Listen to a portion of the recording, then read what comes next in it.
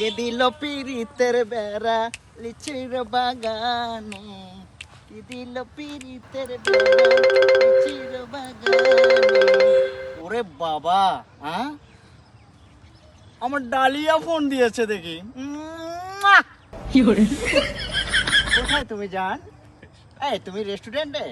ও মাই god, কি ব্যাপার? আধা ঘন্টা হয়ে যাচ্ছে, তুমি আমার জন্য ওয়েটিং এ আছো?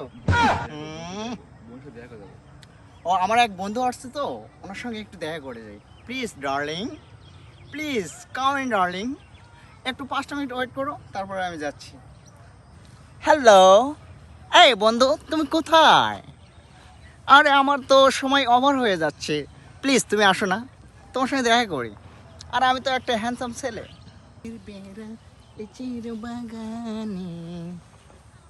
ও মাই গড, দোস্ত তুমি এখানে? কেমন আছো? Hello, nice to meet you. তোমার লুক তো পুরোই চেঞ্জ। ঢাকায় গিয়ে কি এমন হয়ে গেছো তুমি? হ্যাঁ,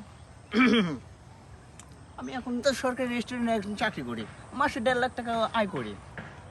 হ্যাঁ বলো। তো কি আছে? হালাই কয় কি রে?